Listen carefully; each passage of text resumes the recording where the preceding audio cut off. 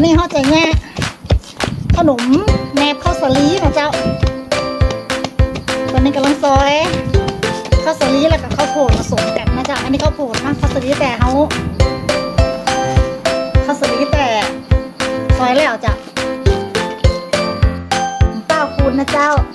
เส้นฝอยๆจ้ะหมูไปปั้นนะเจ้าข้าวโพดกับข้าวสาลีผสมกันนะเจ้าเป็นน้ำตาลทรายขาวเจ้า